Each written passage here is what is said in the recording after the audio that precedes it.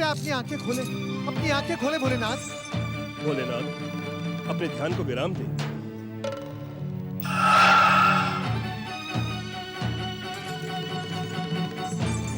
वो देखो, वो तीनों भीरू जो डर कर भाग गए थे, वहां खड़े हैं।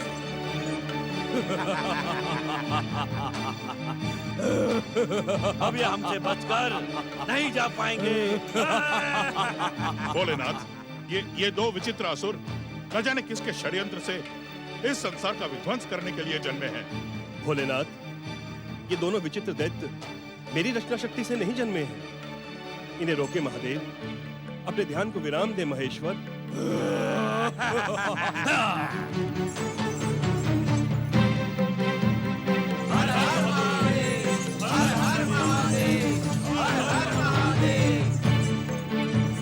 विघ्नों का अंत करने वाले श्री गणेश, इन विचित्र दैत्यों से हमारी रक्षा करें, हमारी रक्षा करें श्री गणेश।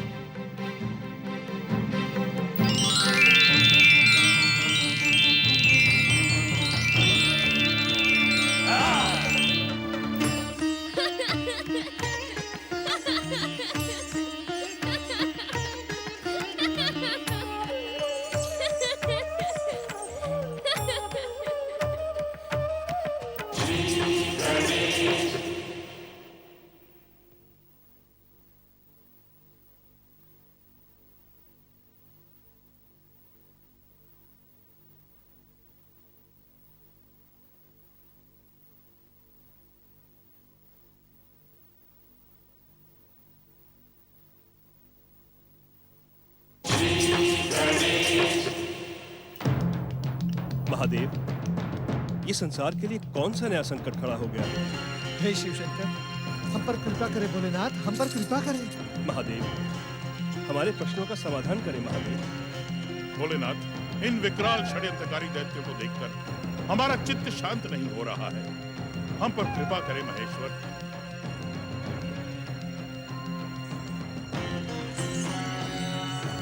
कैलाशपति भगवान भोलेनाथ की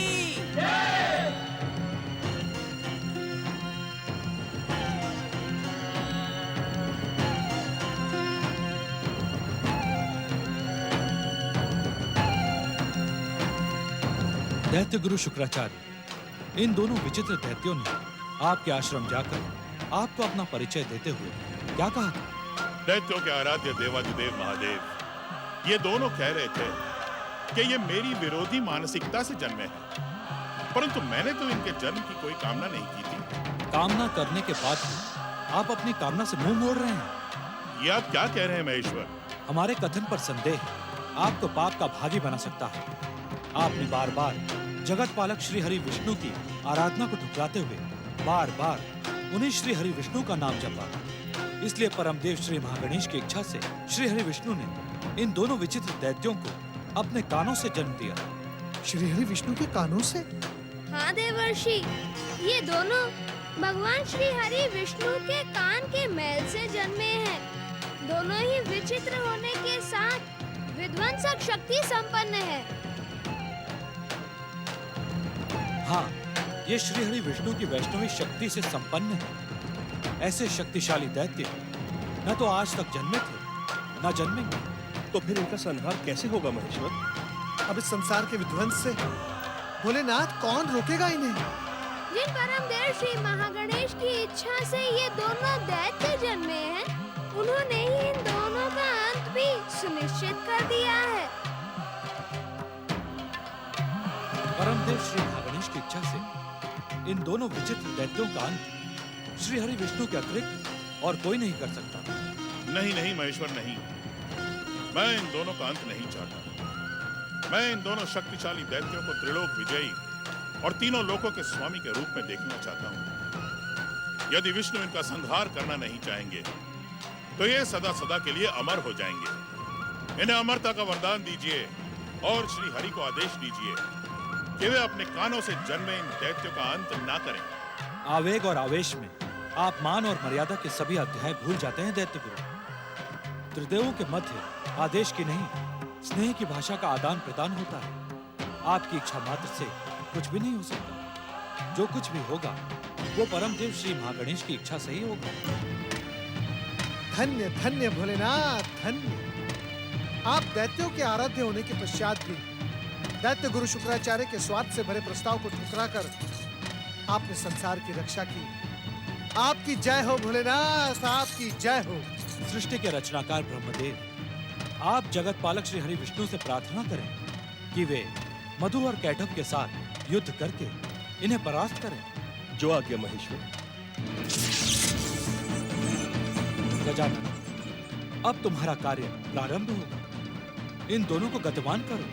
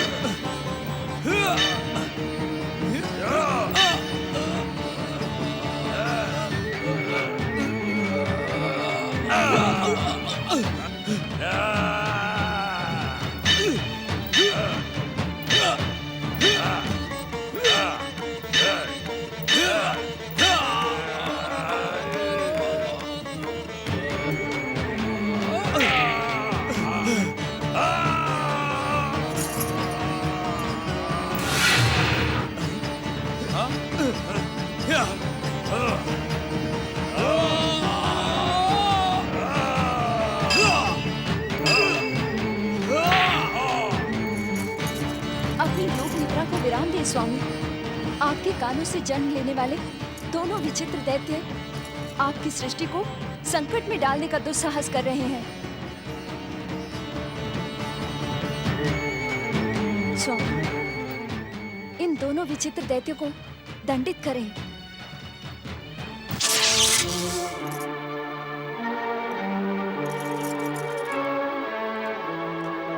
जगत पालक श्री हरि विष्णु जी, केवल आप ही अपने कानों से जन्मे मधु कैटभ नामक भयानक दैत्यों का अंत कर सकते हैं। इस कार्य को शीघ्र संपन्न करें श्री हरि, अन्यथा ये दोनों मिलकर खेल ही खेल में सारी सृष्टि का विध्वंस कर देंगे।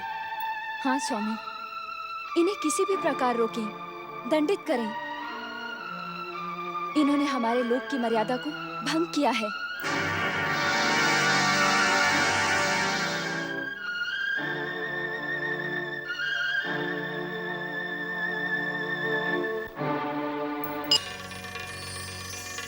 मधु, कैटभ, तुम दोनों भाई हो, बंधु हो, फिर शत्रुओं के समान लड़कर एक दूसरे का अंत करने की मूर्खता क्यों कर रहे हो? यदि युद्ध की ही इच्छा है तो तुम दोनों मिलकर हमसे युद्ध करो। हम तुम्हारी युद्ध की अभिलाषा पूरी करेंगे। कैटभ, ये वही है जिसे हमने सबसे पहले देखा था। मधु, उस विचित्र प्राणी के समान ये भी 4 हाथों वाला विचित्र प्राणी है। कैटभ, ये हमें युद्ध के लिए ललकार रहा है। हमसे लड़ने की अभिलाषा लेकर आया है ये। परंतु हम इससे युद्ध नहीं कर सकते। क्यों? क्योंकि हम 2 और वो 1। यदि हम 2 उस 1 से लड़ेंगे तो क्या हमारी वीरता का अपमान नहीं होगा? अवश्य होगा। हम इसे नहीं लड़ेंगे। अच्छा ये बताओ, युद्ध किया किससे जाता है? शक्ति से। और शक्ति का प्रयोग और प्रहार कहां से होता है? हाथों से। तुम दोनों को मिलाकर कितने हाथ हैं? मेरे 2। मेरे पास भी 2 हाथ ही हैं। अर्थात कुल 4। और हमारे कितने हाथ हैं? 4। युद्ध तो बराबरी का हुआ ना, 4 हाथ तुम्हारे और 4 हाथ हमारे।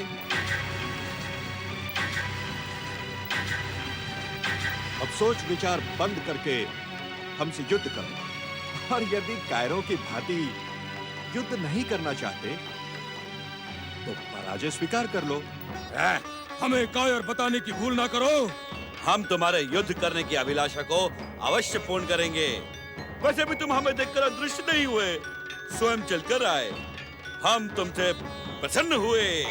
चलो मधु, युद्ध करो, युद्ध। चलो चलो। सावधान, सावधान मधु कैटब, सावधान। श्री हरि विष्णु तुम्हें समाप्त कर देना चाहते हैं।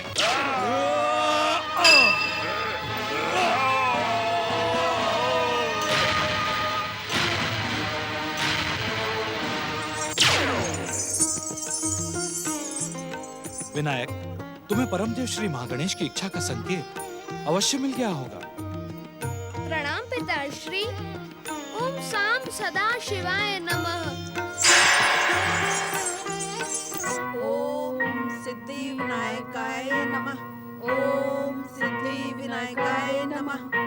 ओम सिद्धि विनायकाय नमः। ओम सिद्धि विनायकाय नमः। ओम सिद्धि विनायकाय नमः। ओम सिद्धि विनायकाय नमः।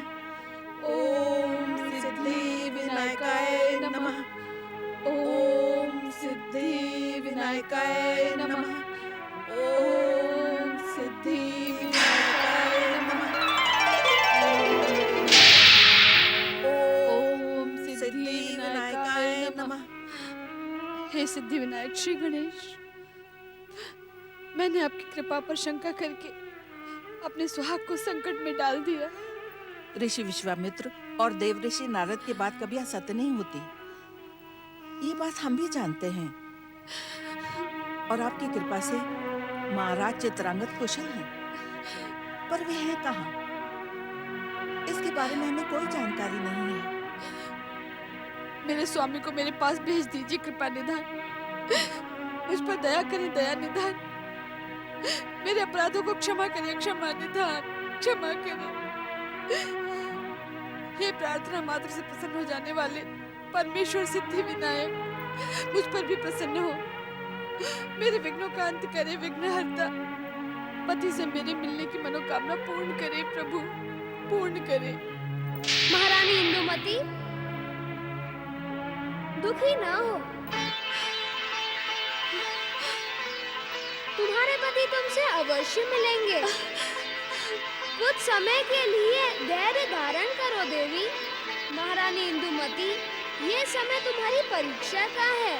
भक्ति और आस्था से मुंह न मोड़ो, तुम्हारा कल्याण हो।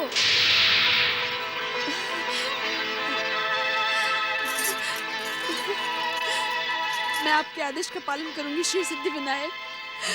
आप परम दयालु हैं। मेरे अपराधों को क्षमा करके मेरे मार्गदर्शन में आपने कितने कष्ट उठाए हैं।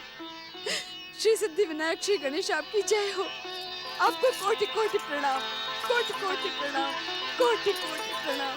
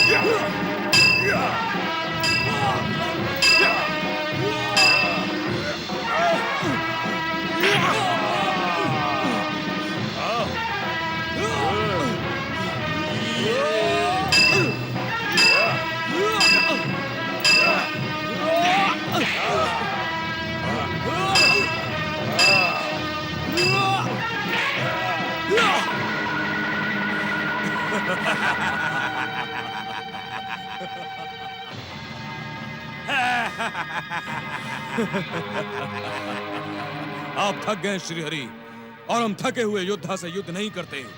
दत्त गुरु शुक्राचार्य तो कह रहे थे कि ये हमें मार देना चाहते हैं, लेकिन इनमें तो शक्ति ही नहीं बची है। यदि आप विश्राम करना चाहते हैं तो हम आपको विश्राम का अवसर दे सकते हैं। हाँ, ऐसा थका थका युद्ध करने से हमें खेद है। यदि आप चाहे तो विश्राम कर ले और चाहे तो पराजय स्वीकार कर ले। हाँ। क्योंकि विश्राम करने के पश्चात भी पराजित तो आप ही होंगे।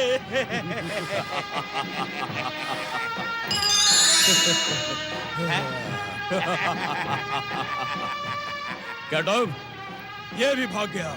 हाँ मधु, ये तो हम पहले से ही जानते थे। ये थोड़ा साहस करके हमसे लड़ा अवश्य, परंतु हमारी शक्ति के सामने भगवान श्री हरि विष्णु की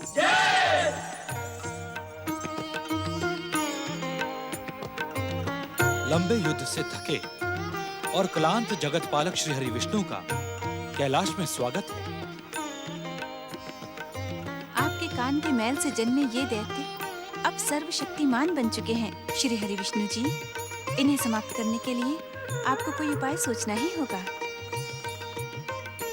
मधु कैटब को समाप्त करने का एकमात्र उपाय है सह्याद्री पर्वत जाकर श्री सिद्धि विनायक की आराधना। युद्ध भूमि का त्याग करके श्री सिद्धि विनायक की आराधना, ये कैसा परामर्श दे रहे हैं स्वामी? देवी पार्वती श्री सिद्धि विनायक मन में जन्मी हर कामना को सिद्ध करने वाले हैं। उनकी आराधना से श्री हरि विष्णु अवश्य सफल होंगे। ओम नमः शिवाय।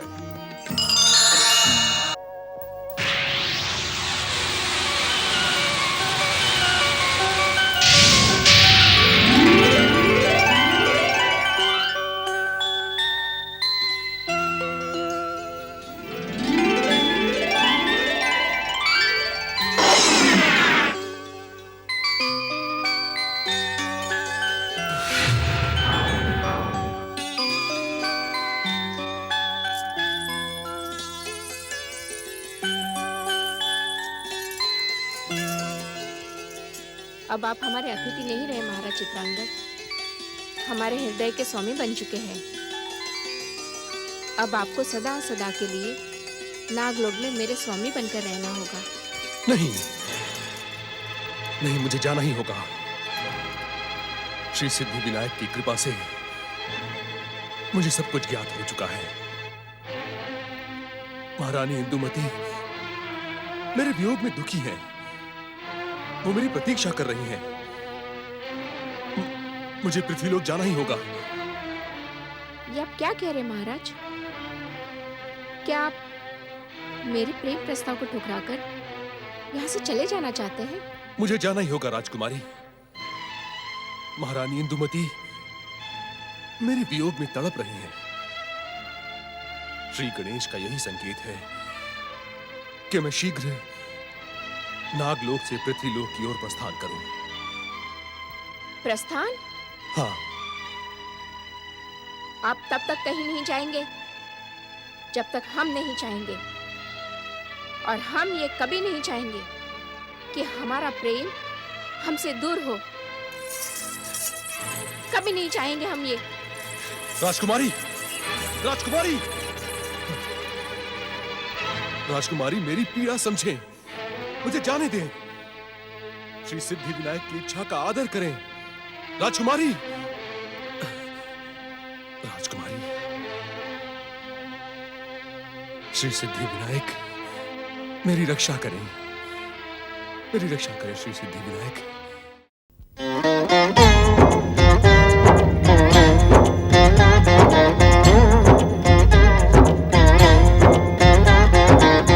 अर्थ समर्थ ये इनसे जीवन, यही है करता यही है कारण। अर्थ समर्थ ये इनसे जीवन, यही है करता यही है कारण। सारे जगत के भाग्य विधाता, दुख हरता ये है सुखदाता। श्री गणेश, श्री गणेश, श्री गणेश, श्री